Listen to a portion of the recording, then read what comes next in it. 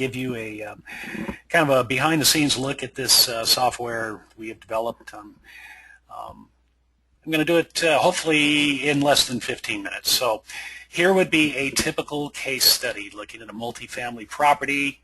These would be the elements that you would really have to have in one of these deals. You know, the asking price to start off, you know, accurate rent roll. This is all stuff you know. And then actual operations and what you think you might sell it for in the future. And then we take a look at a financing piece. So we're going to look at it both leveraged and unleveraged. So when we start these, this is what they look like. It's all zeros. I have typically defaulted it to a 10-year holding period. And whatever the manual price of what you think you might sell it for in the future, or a future cap rate, or you can compare it to some of the exit strategies provided by the analysis itself, and those are indicated by the patterns here. So you've got some manual entries, some analysis provided entries. I'll go into the detail of how they calculate, but with each scenario, the holding period and the exit strategy and the purchase price that you decide on, you have a future look at what a transaction might look like when you go to sell it. So with that information in mind, I've got this pretty well memorized, but we'll take one quick look at it again. That's the rent roll. That's already been pre-populated in this unit mix right here. Same exact information. An assistant can do it, but what you're after is the asking rents per month and per year.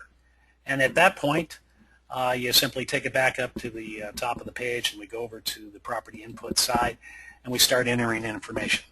So they wanted $5,500,000. And we enter that twice, and the reason we do that is we start to pull away from the price and keep track of that. And again, that's the financing side. We'll come back to it. Any of the green cells are assumptions that are already in the model. They're global. They can all be overwritten.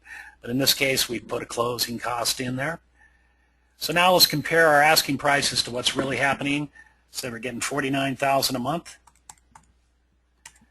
We're leaving about $4,200 on the table with 4 vacancies.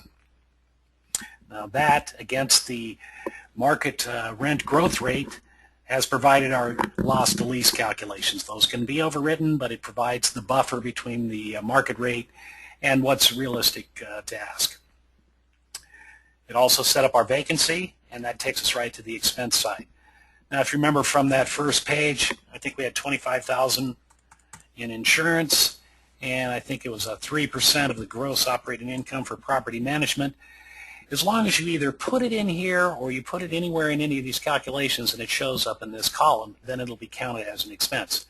Here's one. For property taxes, I think we had $4,750 was our current. We think it might go up about 2% upon change. That's calculated for you.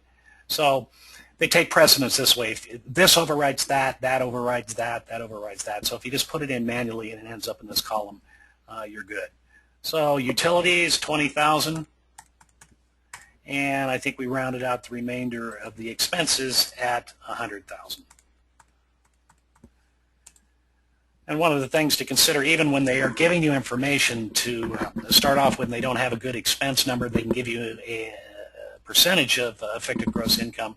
You can backstop it against that number there. Again, more assumptions about expense growth rate, and here's our tax piece. Full of assumptions. A big disclaimer here, we're not tax professionals, but we burdened it at about 45%. And then we start putting in this $8,750,000, or maybe $165 a foot, or maybe we just want to back into it and see what a 6.25 cap rate might look like. And I don't know how long that took, but I think it was only a few minutes. There is the unleveraged look at this. There is no loan, so let's take a look at the calc. It's a 10.76 if you were to actually get that $8,750,000. You can try it against $165 a foot, or just getting your money back, or recovering your cap rate, all of that. Let's take a look and see how that changes out. Let's go from that number to just going into our cap rate. Let's recover the cap.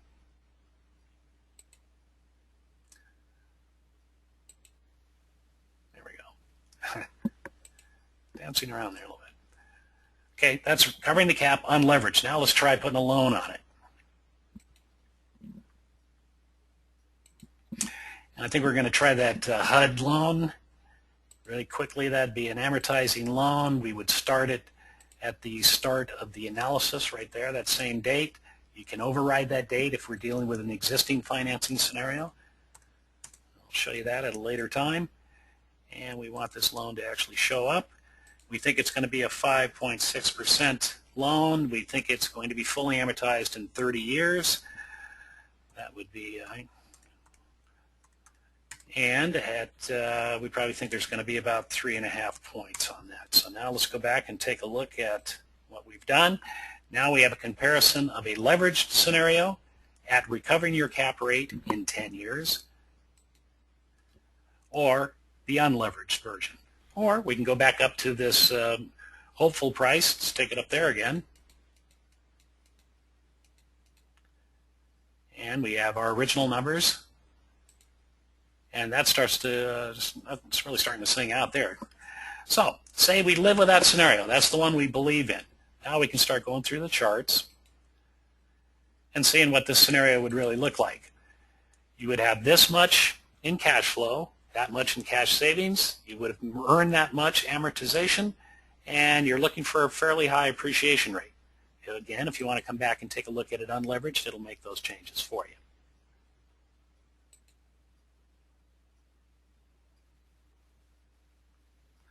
If we go to chart 3, it's your cash on cash growth. One thing about the HUD 223 loans, as you don't have to refinance, you don't see a big disruption in your cash flow over the holding period. Here's your unit mix. That simply broke down the types by pie in the pie chart by percentage, or over here giving you an indication of which one of your product types is giving you the most bang for buck per square foot. Taking a look at this one here, this is your 10-year cash flow, graphically done, but if you want to punch in at any one of these, it'll take you actually into the detail that supports this graph.